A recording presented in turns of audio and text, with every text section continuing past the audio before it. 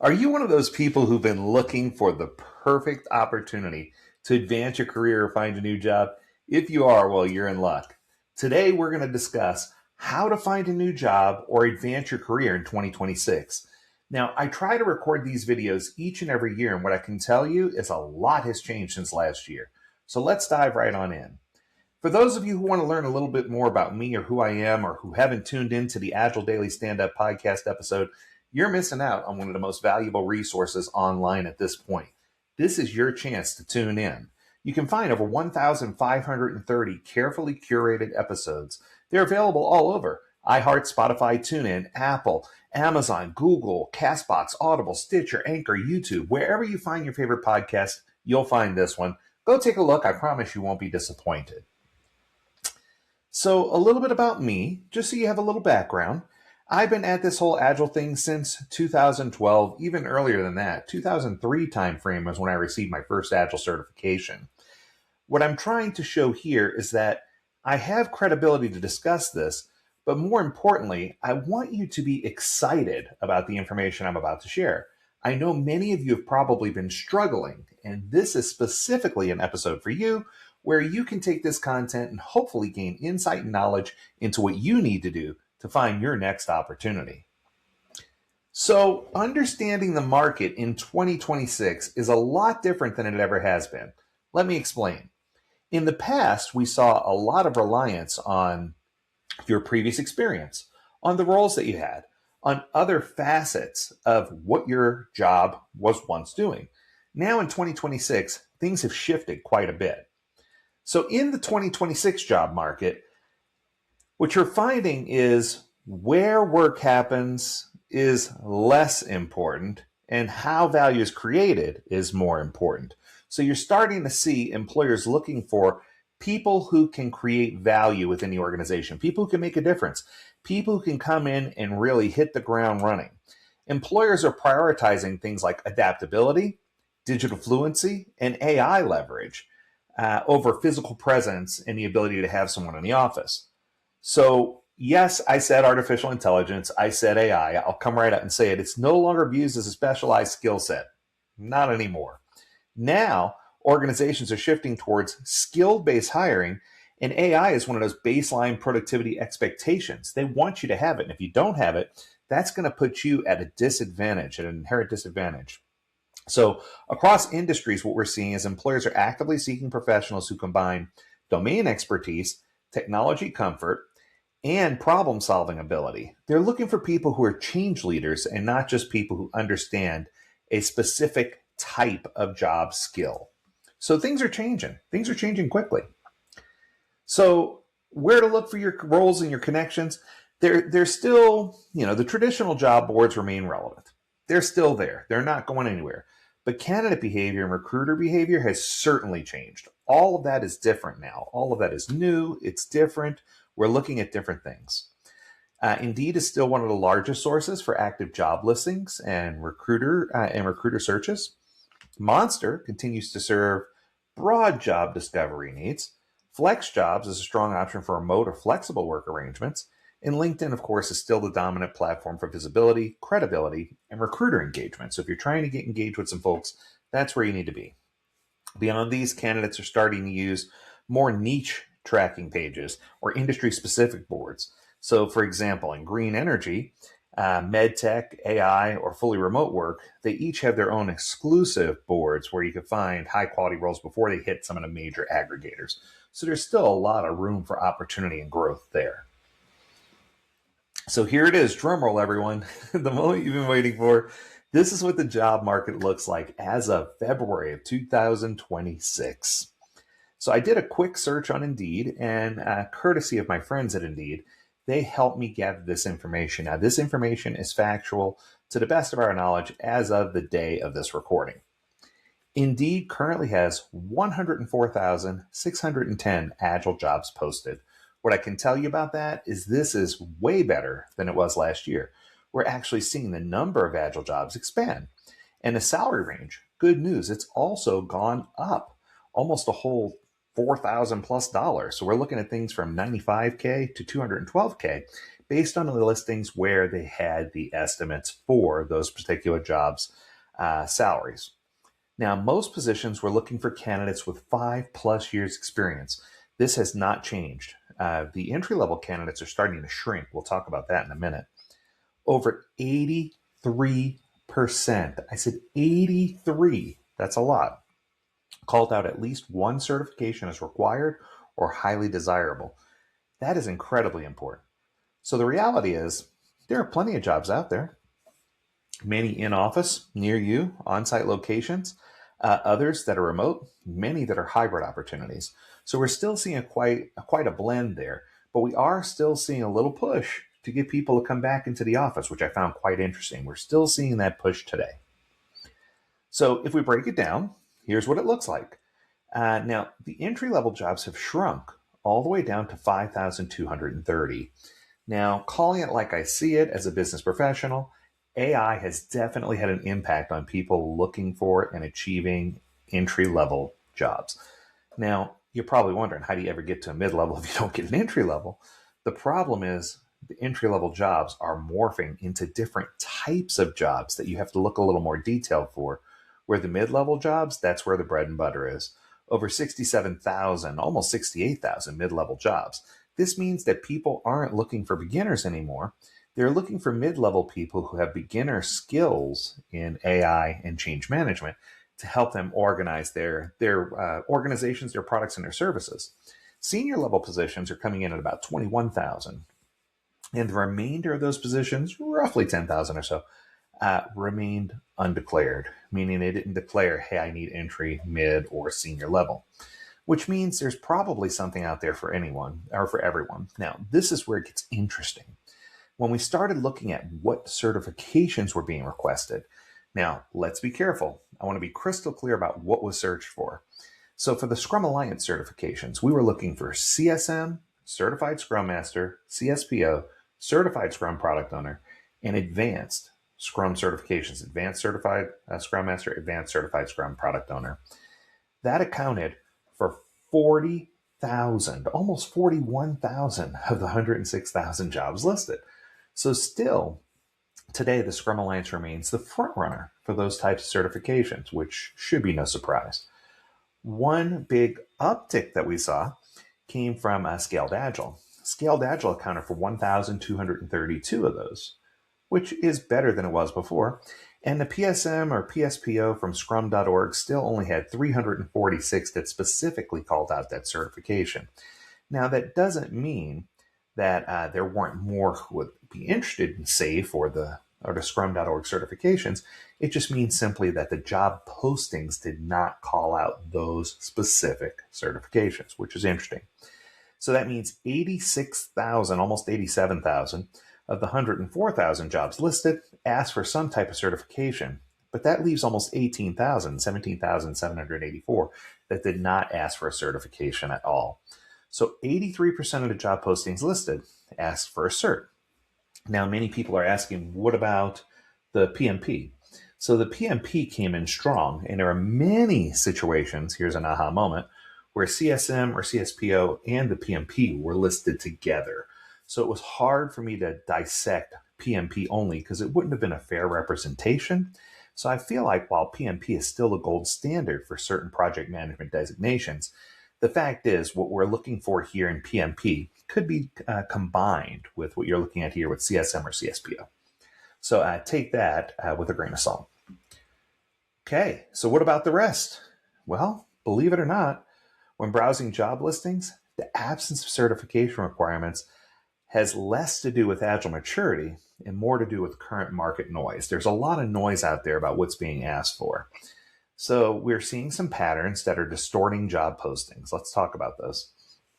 So many positions are referencing Agile terminology, yet the responsibilities remain entirely traditional command and control mindset.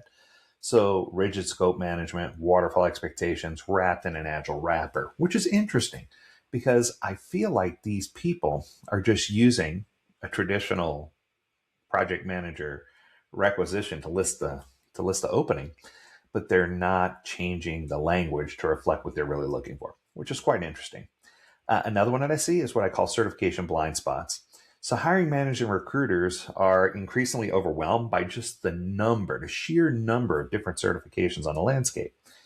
Many simply default just to broad experience requirements instead of calling out credentials that they may not fully understand. So, that's happening quite a bit. Here's another one, and this is new for 2026.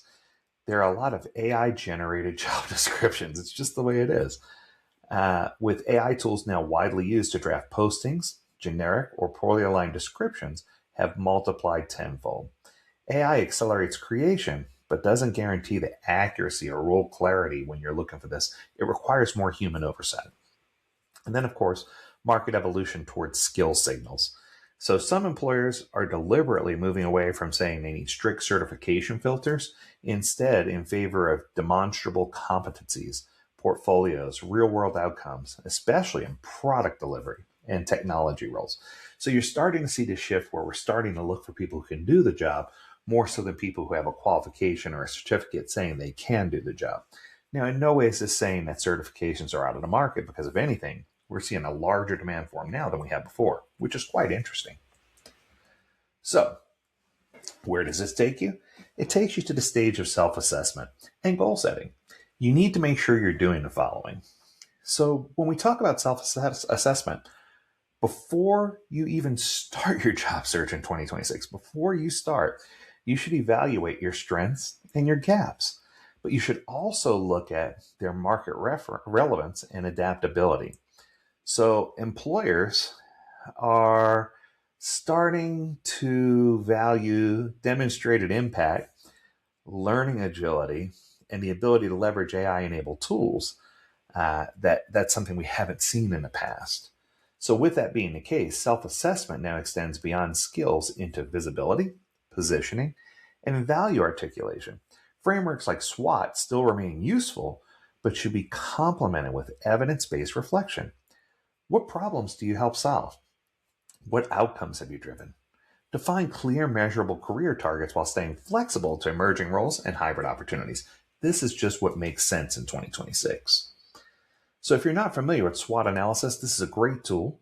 It's vital for you to understand your strengths, weaknesses, and career aspirations. Tools like SWOT can help in assessing your skills and interests. Setting SMART goals can also provide you with clarity and direction in your job search. So when we talk about SWOT, we're talking about strengths, so internal attributes and resources that support successful outcomes. Weaknesses, internal factors that might hinder the achievement of an objective. Opportunities, external factors that organizations could exploit to their advantage. And then threats, external challenges the organization might face that could impact its success. So you need to analyze yourself and put together this assessment. Now, I'm not promoting that you give this assessment to your potential employer, but I think that you need to be aware of where you are so that you can set level expectations and you know where you need to make some pivots or adjustments. When we talk about SMART goals, SMART goals are an acronym. So it stands for specific. Goals should be clear and specific to focus efforts. Measurable, so that you can track progress and stay motivated and stay excited.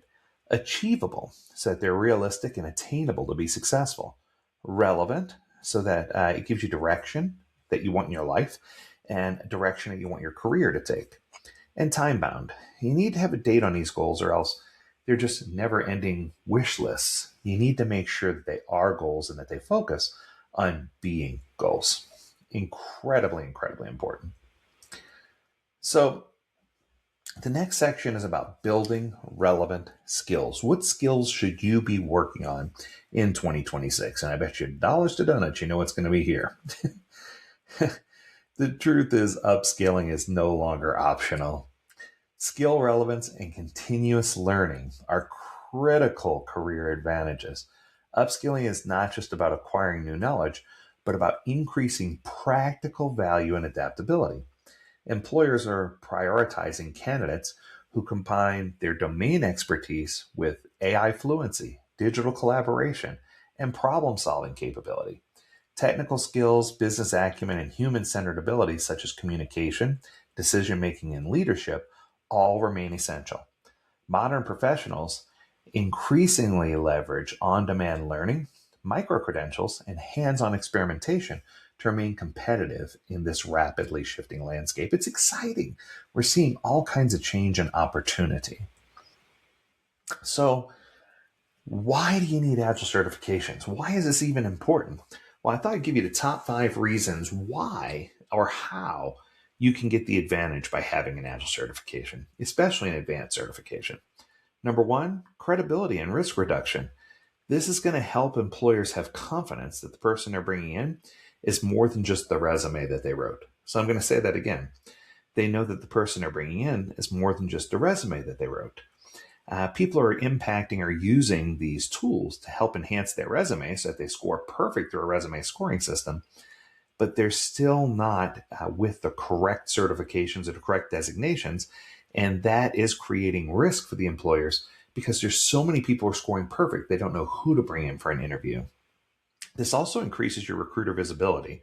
A lot of times recruiters will filter who they're searching for because they're tired of looking at resumes. So they're going to put in some of these advanced certifications to filter and get the right candidates for a position that they're trying to fill. This could also help you with compensation leverage. What we're seeing now, and this is interesting, is that people who are making lateral moves internally are getting significant increases, where in the past you almost had to leave and go somewhere else to get an increase. So if you want to have some leverage with regard to your compensation and how you're being rewarded, it's important for you to have some of these advanced level certifications to make it happen. It's also becoming a market differentiator. We're honestly seeing people who are not getting interviewed or not getting the time that they deserve, not because they're not qualified, but because they simply don't have the certifications that the employer is looking for, which is amazing. And then, of course, the advanced credentials are allowing for an accelerated path for growth, both for you and for the organization. So gone are the days where having a basic Scrum Master certification or basic Product Owner certification. Those days are long gone. That ship has sailed. We need to make sure that you have something to support that certification, whether it's a PMP, an advanced Scrum Master, an advanced Product Owner, my favorite, Certified Agile Facilitator, which I believe everyone should have, or definitely some AI classes to help you really support and buoy up all of your basic level Agile certifications. So if you haven't gotten one recently, it's time for you to get back in the classroom. So why? People are starting to look at certifications much like a college degree. Employers are increasingly relying on signals of capability, not just experience. Certifications demonstrate adaptability in a rapidly changing AI-influenced workplace. So are you going back and getting additional education? Do you understand AI and how it works? They provide standardized credibility in skills-based hiring environments. So instead of relying just on a resume, now we have some standardized credibility. We say, okay, this person has this designation or this certification. That means they should at least be at this level. Certifications help reduce perceived hiring and onboard risk. And I put perceived in here because I do believe there is onboarding risk and hiring risk if people don't have certifications, but I don't know how much you eliminate based on just having a certification alone. I'm going to go here. I believe it's more than just a certification. I believe it's where the certification was issued from, who the certifying body is, who the instructor was, and who the training organization was to determine whether or not you're going to get someone who really is accelerating their learning path. They improve discoverability in an AI-driven recruiting and filtering system. Absolutely. If you want to be discovered, the more certifications and the more credentials you have, the easier it's going to be for AI tools to discover you and make you stand out as a candidate. So that's definitely true. And then certifications support career mobility across roles, industries, and even delivery models. So if you're just trying to shift industries or trying to shift what your emphasis is, the certifications are going to help you make those adjustments, those fine-tuning, those shifts, because those things are happening. So the $10 million question, which certification should I choose? It's a great question. I always give you a set of considerations. So I give you 3 main considerations and then a bonus consideration. So the first consideration is you should always begin with a foundational level course, whether it's a fundamental course or foundations course, something to make sure we're all speaking the same language. Then I would choose a role-specific certification, whether it's the Certified Scrum Master, the Product Owner, the PMP, whatever it is you're going for, the Business Analyst Certificate. a change management certification. You need to do something that focuses in on a specific role that you're trying to take. Immediately, as soon as you have an opportunity, go for the advanced certificate. Go for the advanced certification. The advanced certification literally is what's separating the people who are getting hired or getting movement from the people who are not getting hired and not getting movement. And then finally, seek out micro credentials, specifically and especially things like AI, where you're starting to see a lot of influx in the workplace of people who have very basic AI skills, but prompt writing is becoming something that's essential for anyone in any of these positions to be able to adequately do their job. Just by way of example, I thought I'd pull some numbers from the Scrum Alliance for you because I thought this was rather interesting. There are over 2.1 million people who have been issued a certificate. So 2.1 million certifications have been issued.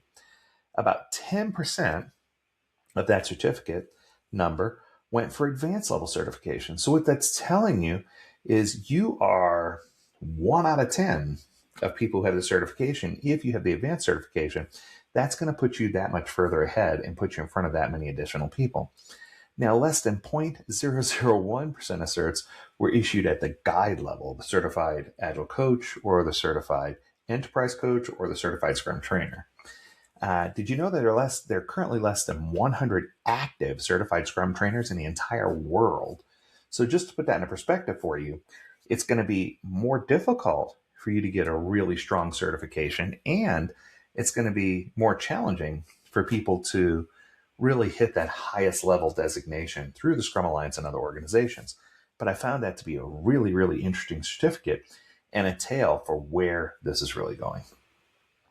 So the big takeaway to this point, advanced certifications is what gives you the advantage. The advanced certificate is what's going to make you in a position to really take off with what you're trying to do. So the key to doing this is to begin with the end in mind. So you should try hard to choose certifications based on your job or accountability. Start with an Agile Foundations course. Now, if you discover that your entire job is going to be something that is, if you discover your entire job is something that's software related, consider going for the PSM or the PSPO. Those are going to be the designations that are going to give you the greatest benefit. If you see that you're going to be applying Agile outside of software only, or inside of some capabilities where you're building a product or service that has some software components, consider going for the Scrum Alliance, CSM, CSPO track, where you have an expanded capability beyond just the software components. Once you've gained experience and your organization has a well-established foundational Agile and everybody's doing well, then you can start considering scaled Agile paths like SAFe. And if you're doing a lot of work with the federal government or with large-scale entities that are doing a lot of traditional project management, you might also want to consider when to apply for or when to achieve your PMP designation. Now, the reason I call PMP out as separate is because the PMP credential has changed quite a bit over time. And now with the advent of PMBOK 8, we're seeing a heavier emphasis on Agile than we've ever seen before. And PMBOK 8 also includes an AI module. So it's pointing in the direction of where we're trying to go. The key for any of these is to try to achieve your advanced credential as soon as you possibly can. That way it's going to keep you relevant, and it's going to keep you in the workspace, and it's going to keep you on the right path at this step in your Agile journey. So I talked a lot about AI, but I never dug in. So for me, AI makes all the difference. That's what I'm seeing in the market today. So AI fluency really does translate into career insurance at this point. Professionals who have effectively leveraged AI tools and understand how to write well-structured prompts consistently outperform their peers in speed and output. It's happening right now as we speak. AI has become the productivity multiplier. It amplifies research analysis, writing, planning, and decision support across nearly every single role. Every role is leveraging AI. It's also assisting with hiring and promotion advantage. Employers are favoring candidates who demonstrate practical AI-assisted workflows, where they're showing they can demonstrate that AI is helping them do their job better. That's where they're really increasing and really doing a fantastic job. AI is being used for role expansion and not role replacement. I want to make sure that's clear. AI shifts work towards judgment, creativity, and problem solving rather than eliminating value. I want to make sure that's crystal clear. AI also is helping with a velocity boost, a learning velocity boost. So it shortens skill acquisition cycles and knowledge gaps and gives you tools that you need to help make critical decisions. It's also becoming a competitive differentiator. AI enabled professionals are delivering higher impact with fewer people and less friction inside of the organization. So you're starting to see things come together. Now, I'm not saying AI is replacing everything. I certainly believe that AI is still at a point where it requires heavy human oversight, but I am seeing AI make a world of difference inside of hiring and promoting practices. So that's important food for thought. So when it comes to networking and personal branding in 2026, some things have changed. So these things are no longer optional. It's central to your career mobility. Visibility, credibility, and digital presence heavily influence recruiter engagement and opportunity flow. Platforms like LinkedIn, for example, function as active talent marketplaces where relationships, content, and expertise signals these things shape professional perception and what people are looking for. It's also been seen that your personal branding now extends beyond your resume because the resume is counting for less and less. So if you want to start, how well you demonstrate your knowledge? How do you share insights? Are you positioning your capabilities across digital channels? Are you commenting and frequently on these social media networks and really actively participating? Strong networks increasingly drive referrals, trust, and access to roles that almost always never reach traditional job postings. What I'm seeing more and more on LinkedIn today, and I just went on, is several of my friends who say, hey, anyone want to come work for a great company? I've got this position available. And if you go look for it on LinkedIn itself and on other job boards, that position is nowhere to be found. So the greater your network, the greater your net worth. And that's what's starting to happen. We're starting to see this as something that is critical at this point for people to accelerate their ability to find and retain or parallel park in a position that's important to them. So the last tip that I have here is that the internet truly does tell your story. You should take a few moments to clean up all your social media. Make sure there's nothing out there that if it's out there, it will be seen. So you want to make sure if there's anything out there that you don't want seen, clean it, scrub it, get rid of it. Also, you should be updating your resume. And when I say updating your resume, I put multiple in parentheses here because while the resume still doesn't have huge impact, it is important you have resumes that are specific to the job you're applying for. So leveraging AI tools to help you create multiple resumes is often a good idea so that you have a resume that's specifically designed and calibrated for the opportunity that you're looking into. The biggest one, the most important one on here is probably 3 and 4, and those two are just incredibly important.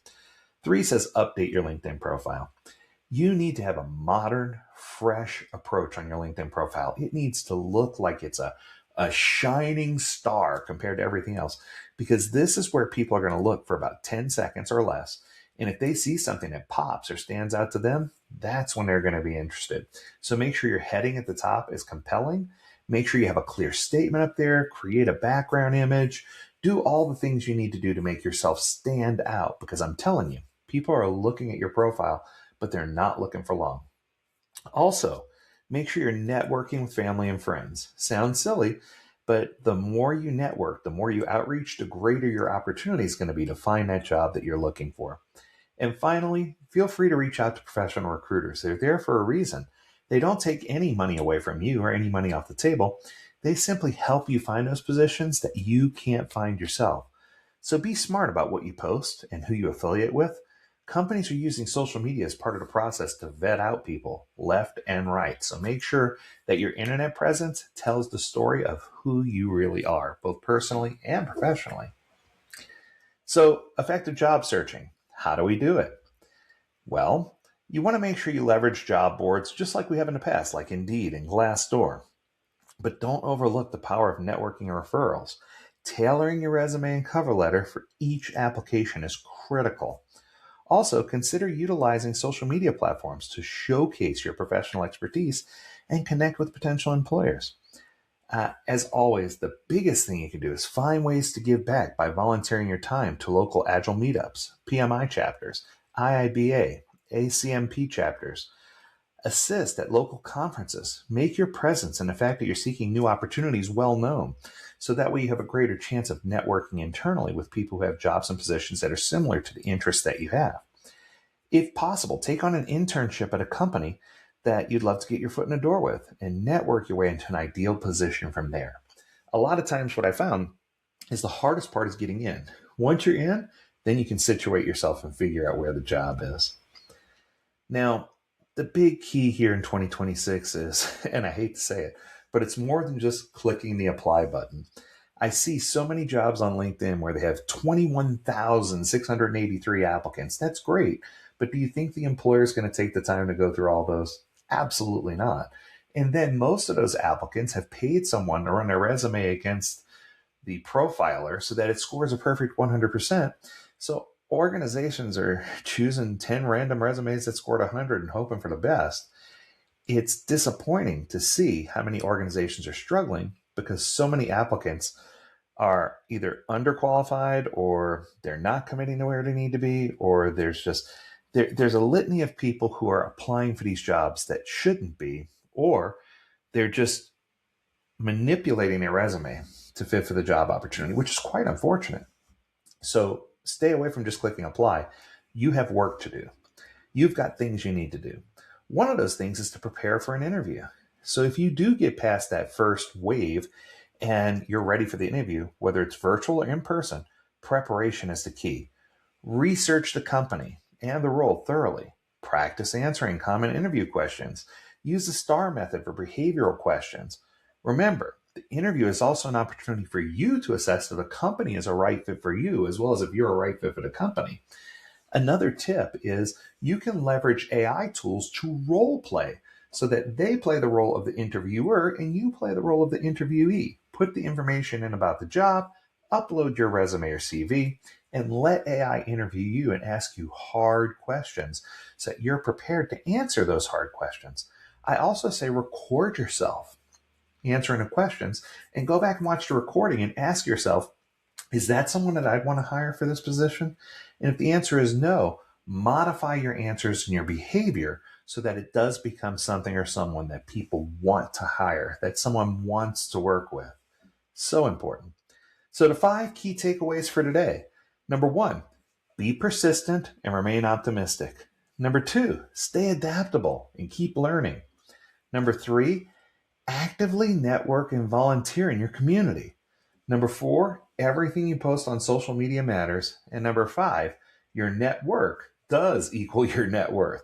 Make sure you're networking, talking to people. Get your voice out there, and I promise if you do, you will not be disappointed.